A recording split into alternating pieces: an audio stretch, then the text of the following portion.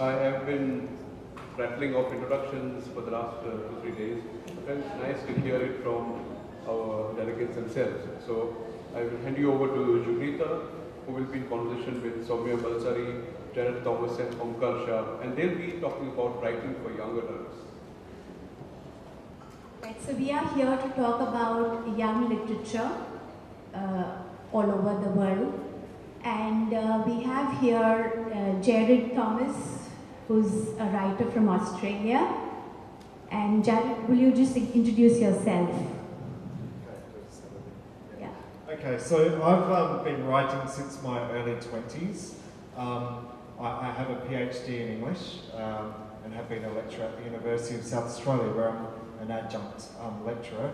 I first started writing theatre, and my first play was performed in Kenya and Uganda when I was 21. My recent book, Calypso Summer, was released in April, and it went into Best Books on iTunes a few weeks after its release. My family is also I'm of Aboriginal descent, so the easiest way to explain that in my colour is that my grandfathers are both black and my grandmothers are both white. Okay, but in my family we have many different colourings. So I write a lot about my family. Of course, with colonisation, we're treated incredibly poorly and placed in missions, and children have been removed from Aboriginal people. Many atrocities, and there's some of the issues that I write about, and how our communities are in a process of recovery. So how we are healing. So that's, yeah, thank you. Right, and then to my right, I have Saumya Bersani, who stays in Britain, but she's Indian by birth, right? So Saumya, you'll talk about yourself. Yes, so I live in Cambridge, and I wish I had a background as interesting as Jared's, because it's a tremendous gift and advantage when it comes to writing. In my case, I came to writing very late. I was a dilettante. I tried all sorts of professions. I was a translator, a teacher, a journalist, a columnist, and like Jared, I wrote a play. My writing career started with a play that I entered for a competition, and it won, and then it was developed. And then I was very fortunate that my first editor and publisher were in the audience that day, and they loved the play, and then they asked me if I would turn that into a novel, which, as you know, these are two separate genres, but I took up that challenge, and so my first book, The Cambridge Curry Club, came out of that. And then I decided that this was really the time to become serious about writing, and like Jared, again, I have been writing for a while, but I think I just didn't believe that I could actually produce something of worth. So I think I'll stop here just to say that with my background, I hope I inspire any of you out there in the audience to say, well, you know, this is the moment, and I'm just going to write, because it's never too late to take it up seriously. And Aumkar Shah, he's a student who's studying in class 9 in Sharda Mandir here, one of the best schools of Goa. Yes, Aumkar. My name is Aumkar Shah. I was born in 2000 in this wonderful state of Goa. My dad is an OD consultant and my mother works at GMC. Last year I authored my first book, The Magical Newspaper and Other Stories, and I also backed the iGenius Young Authors Talent Hunt, which is a national level competition. Alright, so whatever our credentials, we are here to talk about youth literature for the young adults. Now, research studies began in 1920, where it was decided that youth literature is a category by itself, and the literary world turned its attention, and writers started writing about young people. So there came into being a segregation between children's literature, which was candy floss, about magic, wishes coming true, and literature for young people. Maybe from the age bracket of 13 to 16 years was the first category, and then from 17 to 25 years. Because this is a period of life which goes through lots of changes, as we all know. It's a very tumultuous phase, and the growing up children have to face things, biological changes which are happening to themselves, and also they come of age, have a mind of their own, and they start thinking. A ebullient lot, right, who think about things which tweak their curiosity. They want to know what's happening. And then they are also battling at the same time. So maybe like if we look back, we have books like, initially, like we have books like Heidi and Black Beauty. We don't have books before that. So this was something which happened in the later or the earlier 20th century. And then later, the breakthrough book, I would say, was Catcher in the Rye by J.D. Salinger and Lord of Flies. And then comes S.E. Hinton's book, The Outsider, which was a growing up novel. He showed the dark side of adolescence and how a human being, a boy, has to battle that. And I think that really put it into place, and we call Hinton as the founder of this genre of writing. In India, the story has been very, very different. There's been a lacune. Writers have not written. We've had writers like Rabindranath Tagore, Satyajit Ray, who wrote few stories, but they didn't actually need to write for children or young adults. They were just writing, and it just appealed to the younger lot when they read those stories in their school curriculum. And then, of course, we had Rudyard Kipling, who paved the way, followed by R.K. Narayanan, and we have Ruskin Bond writing stories, right? But there haven't been writers who've really done this wholeheartedly, who've tackled very sensitive issues. So though now the scene has slightly changed, but the publishing world is still looking out for writers to write about more sensitive issues. We've got Ranjit Lal, who wrote about terrorism in Battle Number 19. Children, who there's a terrorist, a riot, and they go through the whole experience. And then you have Ranjit Lal, who wrote about Three Faces in Water, which is about female feticide. Okay, but we haven't had much more than that. So Subhadra Sen Gupta is trying to put historical fiction. She's writing history of India in a very colorful, imaginative way. But beyond that, there's so many other issues which stare us in our faces. So I'll begin with Aumkar Shah. And Aumkar, I'd like you to bring out the themes which you think, children growing up at your age or later when they reach their 17, 18 years. What are the themes that young adults would like writers to tackle in their books? Just like you mentioned, there are many problems which youngsters like me face, this pressure, the stress. But if I was going to write for them, I would write more on technology to feed their curious mind instead of highlighting the negative things.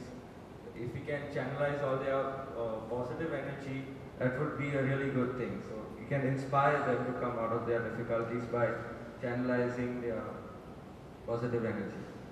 Saumya, what would you say about this? And maybe you could also reflect a little upon the history in Britain of such kind of writing for young readers.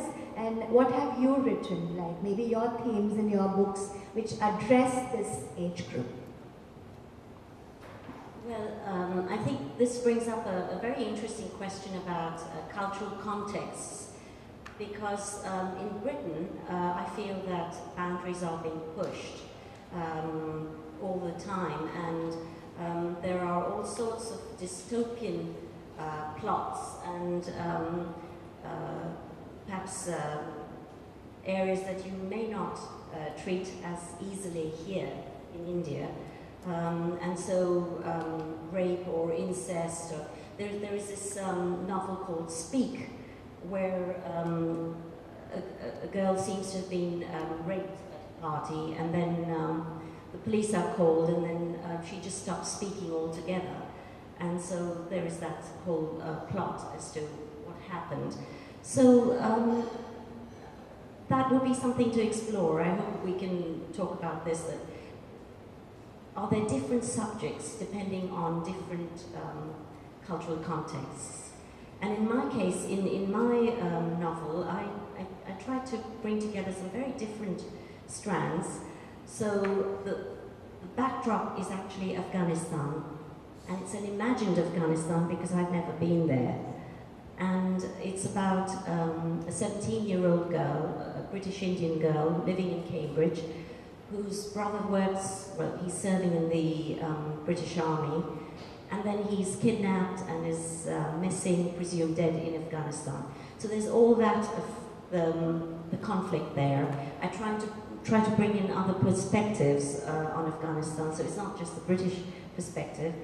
And then it's a story of hope, and you asked about themes, so it's really heartache and hope, and we can all relate to that, whether we're young adults or new adults or adults.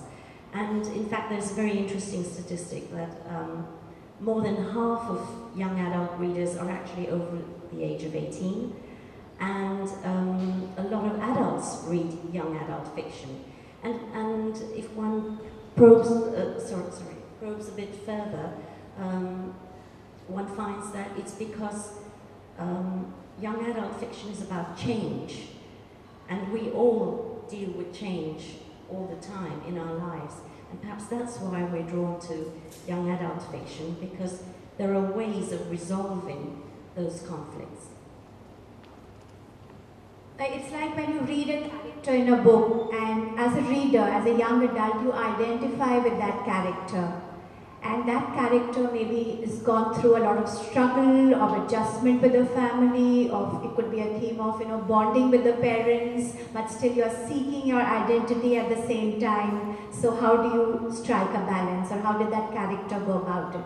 Or there's a death in the family, right? And it could be illness. So young adults at this stage where they haven't really acquired that wisdom, which we do down the years when we are 40 years old, 50 years old. But if a child is going through all this in his family, how does he cope with it? And we have young adults who can't even talk to their parents and teachers about such sensitive issues. But if this came to them through writing and literature, they would be able to, they would kind of, garner some kind of strength in them through this. Now there's a wonderful book which is written by Maya Angelou, The Bluest Eye, right? In which there's this little girl who is, who's raped by her father. Now when this book was included in the curriculum in the college, there was great opposition. But it is part of the college syllabus. Students read this book and analyze it, all right? Then there was a lot of feedback, and there were girls who came out and they were crying, said, please don't take away this book, because there are 20% of those, young adults in society. They might be a minority, but these are horrible, horrific truths of life. These things happen. And so in that, reading through that book, you kind of feel a little empowered. Okay, so Jared, would you share your experiences about the themes which you think in Australia are very sensitive issues and which you are doing and other writers are doing for their literature? Okay, well, probably the... Hello? Yeah. Okay, so so I want to talk about it a little bit differently. One of the things is that with colonisation, there was a denial of the knowledge of Aboriginal people. So our cultures have profound medicinal knowledge. We have profound environmental knowledge.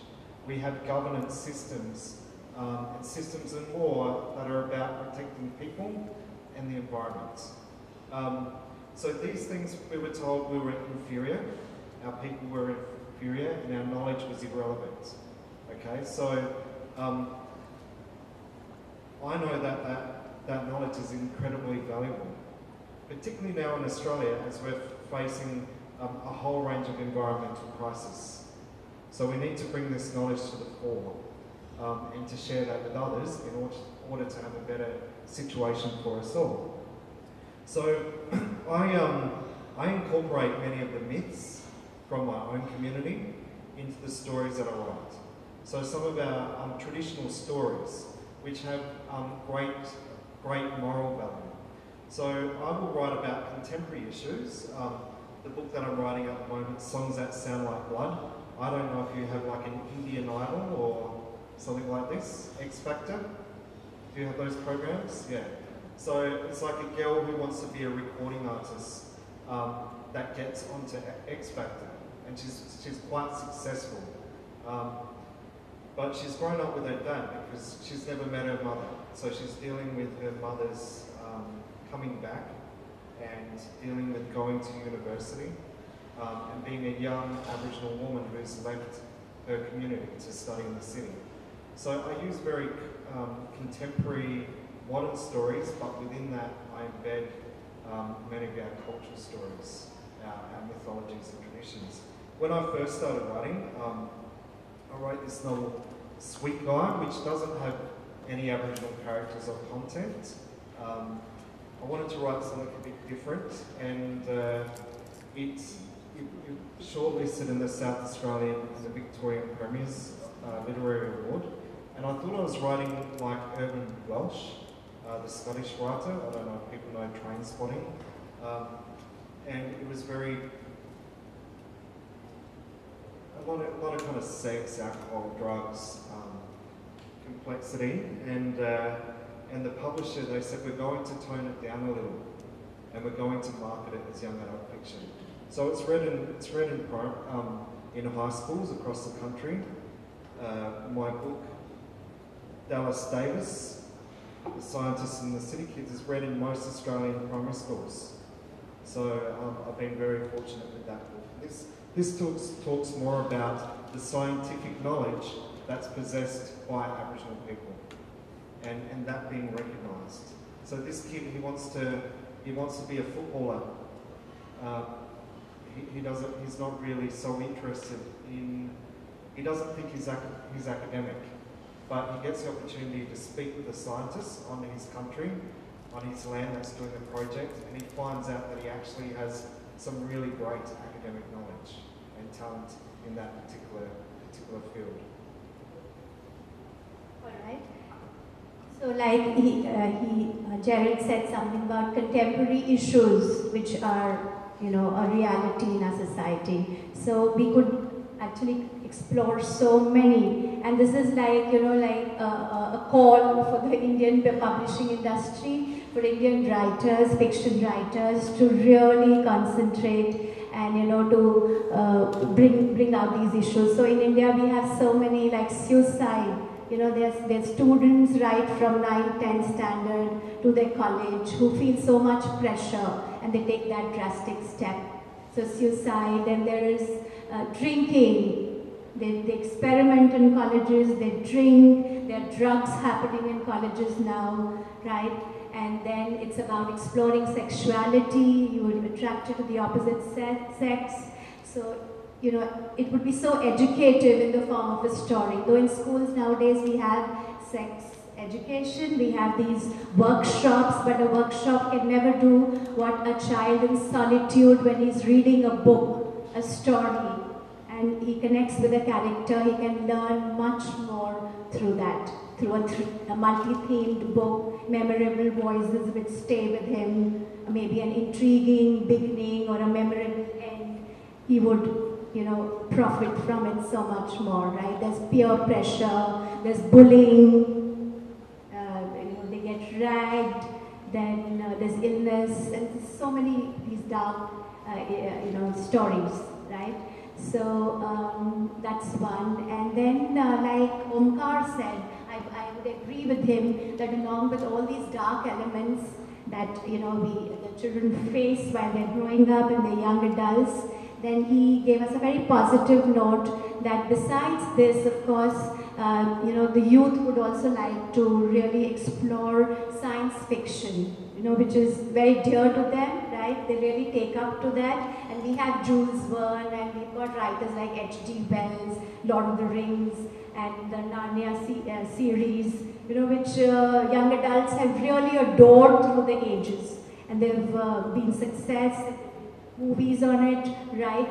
And also, like, even if you watch Harry Potter, the movies, and you read Harry Potter series, there's a lot of philosophy in that. A lot of philosophy which came from Professor Dumbledore. The dialogue, the exchange between Harry and Dumbledore about death being another adventure. There were these very beautiful, exchanges, which had a lot of, I felt like the writer had kind of explored Eastern philosophy and been into all this and garnered all this rich material. Right? And so science fiction, we would say, Aumkar, is a great, and also science fiction is something where there's a story where they say imagination becomes reality. Like Jules Verne, he wrote about the landing on moon. Would you like to talk about it, Aumkar? Yes?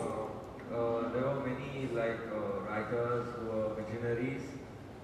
H.G. Wells had talked about the moon landing, and it actually happened. But at that time, nobody even thought about such things. Another such classic was 20,000 Leagues Under the Sea. Who could have thought about submarines at that time?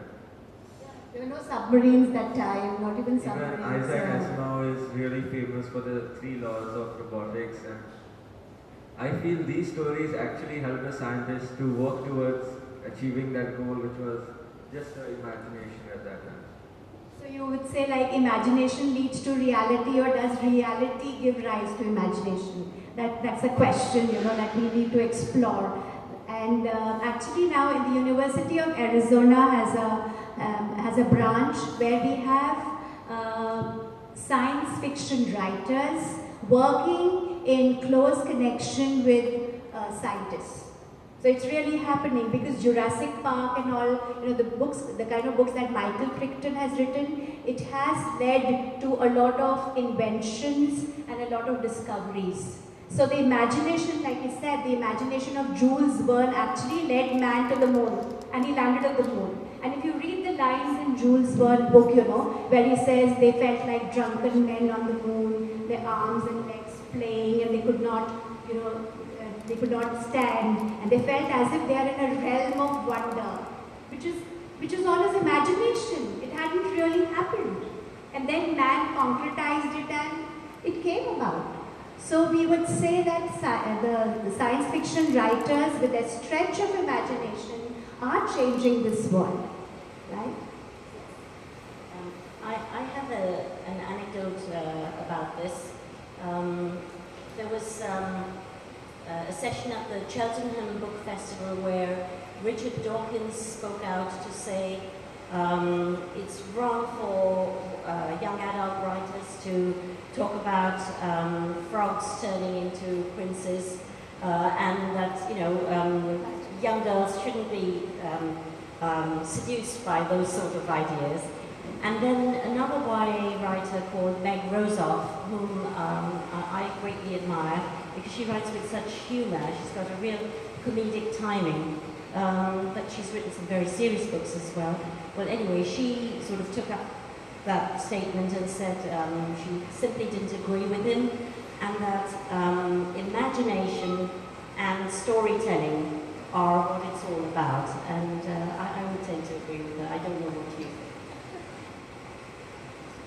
So besides science fiction, what would we say about crime thriller novels, which also appeal to the young adults, and the genre of Bildungsroman, which is like a literary term, but it means growing up, in which the writer writes a story about the growing up of a child, and he becomes an adult, and then all the struggle that he comes through, and then he comes into his world. Like Catcher in the Rye is something of that kind, right?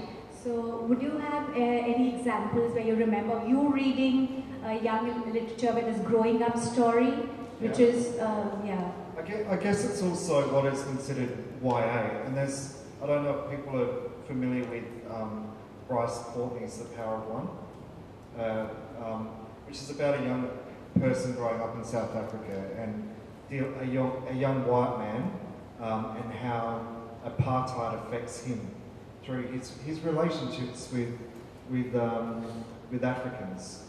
So that book wouldn't have been classified as young adult. Probably the most popular book in Australia is Slumdog Millionaire. So it has a young protagonist, and whether or not that's considered to be young adult is another thing. There's also another genre which is new adult. So I probably write new adult fiction where the protagonist is generally between 18 and 23. So there's a different range of issues. In terms of speculative fiction and the imagination, you talked about drug and alcohol issues. So generally in Australia there are drug and alcohol issues amongst all people within society, but particularly within Aboriginal communities and youth. Suicide, depression, these types of issues as well. And then poor health through bad nutrition. Okay, so particularly with Indigenous peoples where our diet has gone from a very lean meats and healthy diet to lots of sugar and carbohydrates. So there's a greater increase in sugar diabetes, heart disease, these types of things. So trying to constructing narratives where young people start to live their life in a different way, in a positive way, and show the potential of this, it can guide young readers to a different type of future because they can imagine it. They can see a young Aboriginal woman who has attained, a great level of education and a career and a profession, and they can think, yeah, maybe I could do that myself.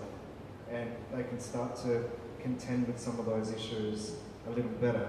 The last thing on this point as well is that when I'm writing young adult fiction, I'm trying to just write really good fiction, very good stories, okay? And many of my readers are middle-aged people.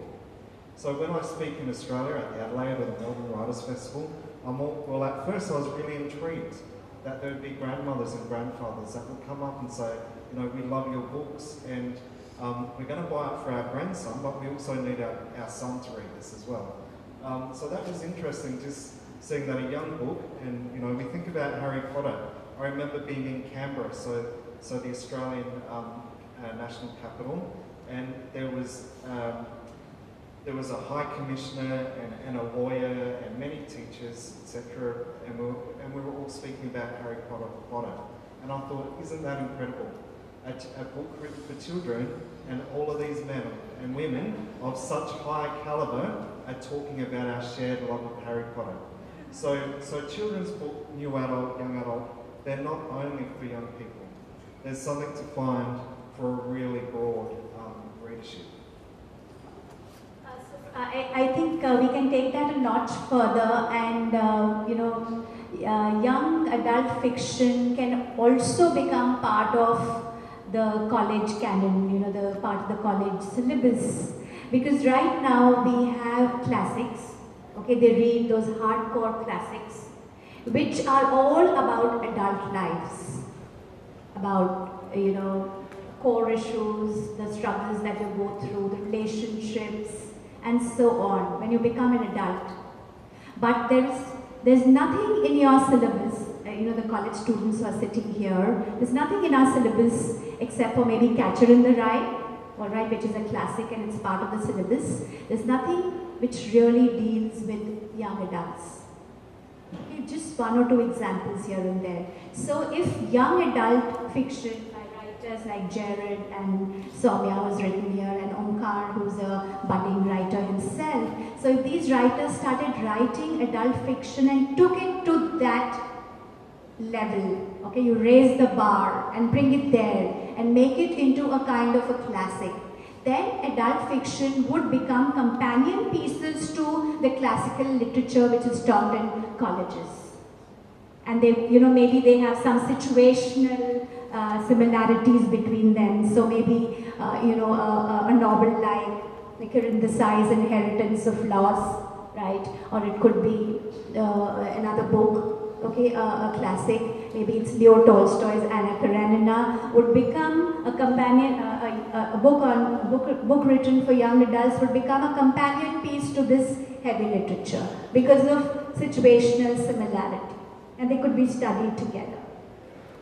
So that is one, that is something that we can aspire to. So the first call that we've given today to the publishing industry and writers is please write young literature, okay, concerning all these issues that we've discussed here today, right? That's the first call. And the second is to the writers to take it to that level so that it gets into our universities and colleges, right, and can be studied there.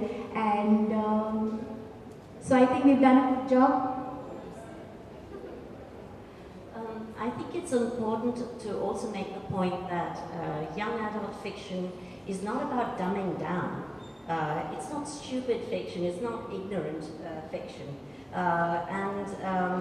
It's just a different way of approaching a situation. So for instance, if we talk about a terrorist attack, then obviously a writer will approach that situation for young adults in a very different way, and being aware of the age group. It's very important to stay in the genre, so you know what age group you're writing for. And if you were writing that for new adults, or if you were writing that for adults, you would use the same situation, but write in a different way. So I just want to just make the point that young adult is on par with any other type of genre or any other type of fiction. So there I would disagree with you a little bit to just say that we don't need to bring it up. It's a genre by itself. And also, like, young adult literature is studied at many universities, I think, across the world. Like, there are examples of it, and we've got to think about those coming of age films as well, because there's that crossover between literature and film, and I think it can be more of an imaginative stretch as an author. I mean, the easiest thing for me to do would be to write about being a 38-year-old man, rather than writing at the moment about a 21-year-old gay woman. So yeah, it takes a lot of recall and research in regards to youth issues, and then writing dialogue for younger people, and trying to capture the types of phrase, the language, is a very difficult thing to do, and to maintain that. So continuity, consistency, voice, these things are difficult to establish when you're writing, as an older man about younger people. All right, so I just, a little rejoinder to what you said, right? So I didn't really mean that young literature is not of that level where it can be included in the universities. It is a very important genre which we stressed on, but till now, like in the contemporary writing, a book which has not been declared as a classic. Of course, it takes years for a book to become a classic, right? But then something which would become a classic and then be at par with the classical study which is already there, all right? So, and every book is a bestseller. There are many books which are bestsellers, but there are very few which make it to that bracket, right? So that's what I meant. Otherwise, youth literature is at par, and it's at par with adult literature, and that's why we're stressing it today. That's why it's a part of our topic, right? Okay? So... yeah, just like the panelist said, young literature, I feel it connects to almost everybody. Everybody, First, yes. it connects to the youth because you're writing about them. Yes. It also connects to adults. You must have heard us saying, bring out the child in you. True. For creativity. Yes. So it brings out creativity in adults, and it just takes the whole horizon of the people.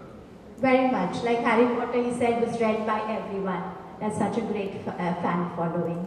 All right. So thank you so much, Saumya, Aumkar, and Jared. And thank you, the audience, for being here and making the discussion a good. Yeah. And like he says, we can take a few questions, because I was thinking that Jose is saying, okay, wind up, there's no time. So I just thought we should, okay, that's good, so we can take. Hello, I'm Rucha and I'm 15, so I read a lot of young adult fiction. and I read The Catcher in the Rye, and I didn't finish the whole book because the exams were close, and I also really didn't agree this one point, so I didn't feel like continuing because there's this scene where he rents a room, and he's around 14 to 16, and he calls a prostitute to his room. And there are many other books like John Green. I'm actually a huge fan of John Green. He writes love stories, mostly age of 16. But then there's a lot of sex in his books, and there are sex scenes. And is it okay to encourage sex amongst such youngsters? I think again it's to do with context, with societies and cultures which differ. Alright, so these are books which are written by Western authors, right? So our Indian society, we are very, we have a very conservative outlook, right? But the thing, what is happening now, I would say to you, you're 15 years now, so it's already happening in our college campus, in our universities, right? Like I have a son, and now, it's such a huge difference to us that my son comes home, there's a group of girls and boys who comes home, and they sleep together, they, have fun together, they drink together, they're doing everything together, which is like, I am adjusting to it, and I'm thinking, oh yeah, it's this now, and it's my own son who's doing it. Like one of his friends has a live-in relationship with another girl, and they could both come together. Right? And they're all staying together. So if his friend has a live-in relationship, maybe my son also might walk in tomorrow with a girl and I have to talk to myself. Alright? So when we say, so it's like, would you like to say? Because like you did speak about cultural context. Actually, I'd like to hand the mic to Aumkar because I think that he's being underused here. Because, we are two very much adult writers, and I think that it's unusual to have someone as gifted and as young as a writer as Aumkar. So I don't think I'm in a very good position to answer this because I'm 14. Alright, so we take another question. It's amazing that Aumkar Is there is... any other question? Yes. Yeah. Aumkar is still in his braces and he's got a novel out. And I'm in my late 40s and I still haven't got a book to my credit. I'm jealous of him. There's a question here. There's a question here. Yes. This is more a comment than a question, but I grew up in India. And as a child, I grew up in India, and as a child growing up, there weren't many books written in an Indian context for Indian children. We read Enid Blyton and stuff like that. And I think it hasn't much changed for adult literature. And it's a real pity because there's so much here, and it's such a rich culture, and there are such, especially Indian problems that we have, or that young people would face. And I think that it's a real pity that there isn't enough. And I agree that there is, it's as a writing for children or writing for young adults is in no way less than writing for adults. And I think that some of the greatest novels in literature, like Huckleberry Finn, which is a classic and has a young protagonist. And that's it. What about Kill a Mockingbird? Kill a Mockingbird, right? Yes, I was just going to say on that comment as well. It's the young people, the young readers that are going to be our future leaders. So it's about that moral compass that comes through fiction as well. So yeah, and particularly telling your own stories. Similarly in Australia, like people were reading Jane Eyre and these types of classic, the English canon, and they're not being works of literature about Australia just generally, but of course not minority groups within our country as well. So it's very, very important. Any other questions? One last question. I'm 19, and it's more like a comment that I want to make. But I feel that young adults or writers that, whose works are meant for young adults, should also take on issues that are very, that are sensitive and that do make a difference in society as compared to, you know, what Saumya was saying, that you can't talk about, you know, a frog turning into a prince anymore. But, you know, from an age group of 18 to 23, I think young adults should look at issues that really concern, that have an impact on reality, rather than, you know, the cultural and the literary trash that we have, like Twilight and something of Chetan Bhagat today. But I think that this should be looked at, because, like, I'm so glad that you read The Catcher in the Rye. I'm proud, you know, faith and humanity restored. So, but I think stuff like that really needs to be upheld as compared to the rest of it. So, I think that should be done. Also like global issues or environmental Global environmental stuff, that, because right now, you know, from the age of 18, we're no longer babies. So I think that we need to face things that are coming up, especially issues that are of great importance on a global scale or a national scale. And we can't, you know, keep them away any longer. So it should be looked at. Well, I'll just make a brief comment here that I agree with you, but I think there's also a danger of getting very issue focused and getting quite preachy about this. And as you know, a young adult reader knows right away when a message is being put through. So I think that while yes, we need to perhaps address these issues more, at the same time it's important to keep a balance. And for instance, in my own writing, I like to use a lot of humor. And I would hate to feel boxed in with all these issues, because I think it's also important to go back to that point about imagination, to also write in a light way and create a space in the text, in the writing, for the reader to read himself or herself. Aumkar, would you like to say something about some global issues? Writing more into these global issues and all I feel it really kills the creativity of the writer. You can put it in a new way and all, but personally I feel that my book will become more like a journal, and that's how I feel about this. So the issues should be addressed, but it should have a little bit of creativity and imagination. Yeah, I think I'm with you. I think you know, there's some really serious issues that we're having to face as people at the moment that are occurring within our lifetime, particularly climate change, sea level rise, and we're really feeling the effects of this in Australia. We used to have a temperature range between, say, 32 and 37 degrees in summer. Now we're commonly getting 45-degree days, etc. So food security, things like this, and how we plan, because that stuff's coming quicker than what we think. Now the key to doing it is not being too didactic. Okay, so we should be able to talk about these things, but it takes great skill to be able to do that. So in my work, I hope that it's not didactic, that it is skillful, and the issues come through without beating people over the head. Yeah, and there's some writers that are doing that really wonderfully, communicating with young people in a really specific, sensitive fashion. Thank you, Jared. Thank you, Jugneeta. Thank you.